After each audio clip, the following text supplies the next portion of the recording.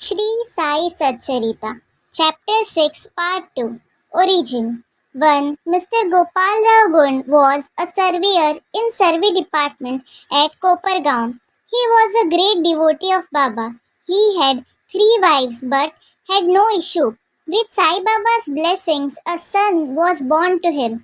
In the joy that he felt due to this, an idea of celebrating a fair or Urus occurred to him in the year 1897, and he played it for consideration before other Shirdi devotees with Tatya Patil, Dada Kote Patil, and Madhavrao Deshpande Shama. They all approved of the idea and obtained Sai Baba's permission and blessings for it. Then an application was made to get the collector's sanction for celebrating the Urus, but as the village Kulkarni held against holding the fair, the sanction was refused. But as Sai Baba had blessed it, they tried again and ultimately succeeded in getting the collector's sanction. The day of the Urus was fixed on Ram Navami after having consultation with Sai Baba. It seems he had some purpose behind this, viz. The unification of the two festivals, the Urus and the Ram Navami, and the unification of the two communities, the Hindus and the Mohammedans. As future events showed, this end or object was duly achieved. Though the permission was obtained, but other difficulties cropped up. Shirdi was a village and there was scarcity of water.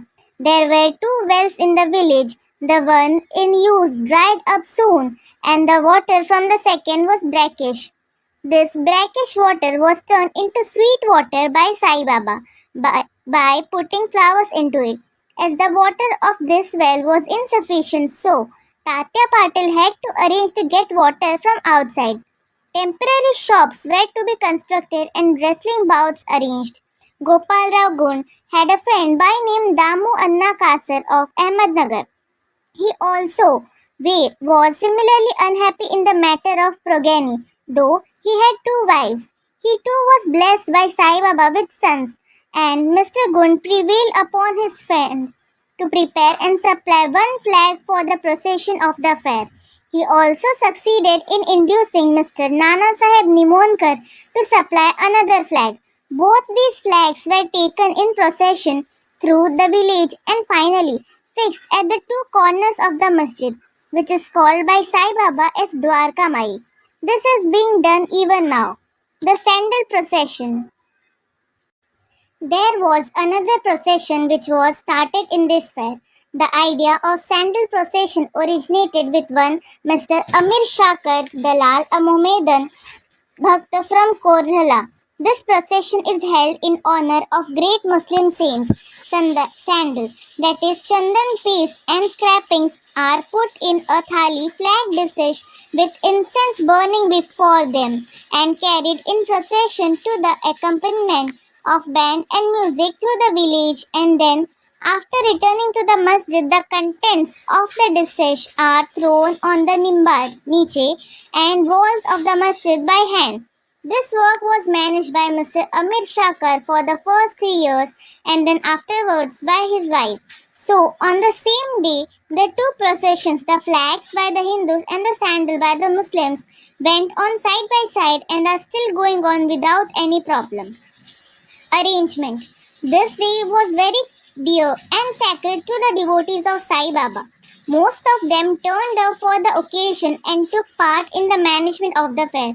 Tatya Kote Patil looked to all outward affairs while the internal management was entirely left to Radha Krishna Mai, a devotee of Baba.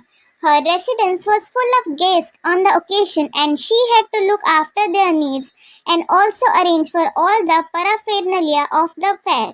Another work which she willingly did was to clean and whitewash the entire masjid, its walls and floor, which were blackened and were full of soot on account of the perpetual dhuni, sacred fire of Sai Baba. This she did during the night when Sai Baba had gone to sleep. Every alternate night in the chawdi, she had to take out all the things, including the dhuni, and after thorough cleaning and whitewashing, replace them as they were before.